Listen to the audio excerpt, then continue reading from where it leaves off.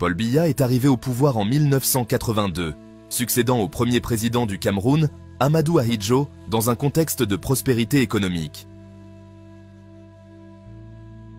Le Cameroun, avec ses ressources naturelles abondantes et ses infrastructures prometteuses, semblait alors destiné à un avenir radieux. Mais au fil des années, le rêve d'un Cameroun prospère s'est effondré sous le poids de la mauvaise gouvernance et de la corruption.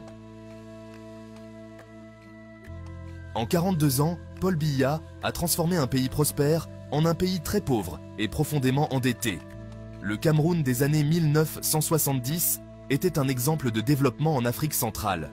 Le pays bénéficiait de la croissance agricole, de la montée en puissance de ses industries nationales et d'une stabilité politique enviable. Mais peu à peu, les politiques hasardeuses et la négligence de l'État ont érodé ses fondements. Les fleurons de l'économie camerounaise, naguère des symboles de l'indépendance économique, ont peu à peu disparu. La Camship, compagnie nationale de navigation, qui avait pour mission de connecter le Cameroun au commerce international, s'est effondrée dans les années 1990. La mauvaise gestion, la corruption systémique et l'absence de vision à long terme ont plongé cette société dans des dettes insurmontables.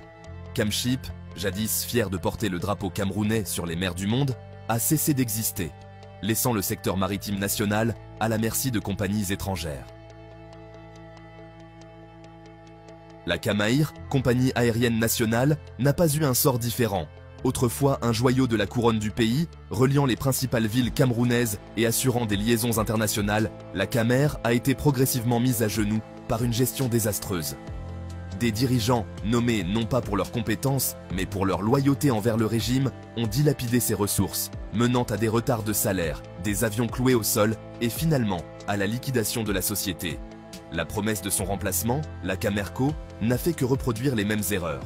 La Régie Fercam, réseau ferroviaire qui parcourait le Cameroun et facilitait le transport des personnes et des marchandises, a également succombé à la négligence de l'État.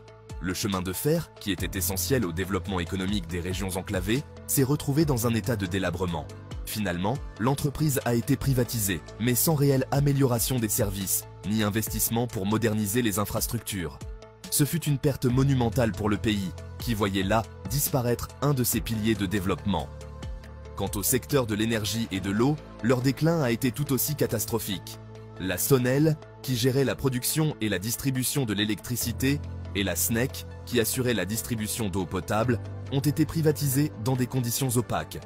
Les privatisations, loin d'améliorer les services, ont conduit à des augmentations de tarifs que la majorité des Camerounais ne pouvaient se permettre, tandis que les coupures d'électricité et les pénuries d'eau sont devenues la norme. La promesse d'une meilleure gestion et d'une amélioration des infrastructures est restée lettre morte, laissant la population sans accès fiable à ces services essentiels, sous le poids des dettes et des scandales financiers. Sous le règne de Paul Biya, l'État a progressivement renoncé à son rôle de soutien à l'économie nationale. Les industries stratégiques, telles que les plantations de la Société de développement du cacao, ou SODCAO, ont été négligées, les infrastructures laissées en ruine, et les multinationales ont pris le contrôle des ressources naturelles. Au lieu d'investir dans l'agriculture, les transports et l'éducation, les revenus pétroliers et autres ressources ont été dilapidés dans des projets mal conçus ou ont disparu dans les méandres de la corruption. L'endettement est devenu le mode de financement principal de l'État, et le Cameroun s'est retrouvé piégé dans un cycle de dettes sans fin. Les prêts contractés auprès d'institutions internationales ont été rarement utilisés pour financer des projets viables et durables. Au contraire, ils ont souvent été détournés, avec pour conséquence des infrastructures publiques en ruine, des hôpitaux sous-équipés et des écoles délabrées. Le bilan économique de Paul Biya est aussi marqué par une fuite massive des cerveaux.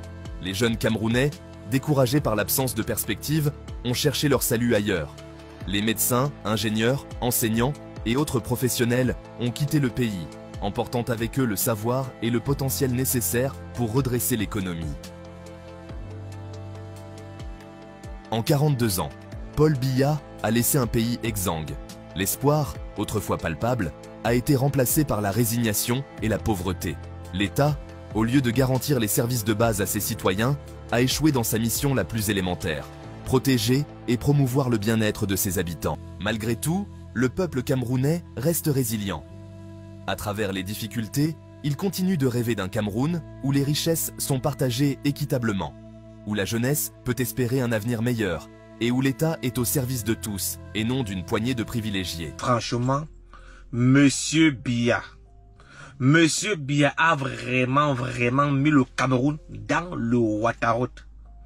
Le pays est vraiment dans le waterroute. Cela m'a pris environ 2 semaines, 2 bonnes semaines pour réaliser la vidéo là. Il fallait faire des recherches, il fallait écrire l'histoire. Le pays est vraiment dans le waterroute. À l'époque, le pays était prospère. Aujourd'hui, le pays est pauvre et très endetté. Un pays où on prend un crédit pour faire un projet. Les gars détournent ce crédit-là. Les gars ont pris des crédits pour faire des projets. Et ces projets n'ont jamais été réalisés. Comment va-t-on faire pour rembourser ces crédits-là? D'abord, les gars prennent un crédit. Un crédit pour acheter les ordinateurs.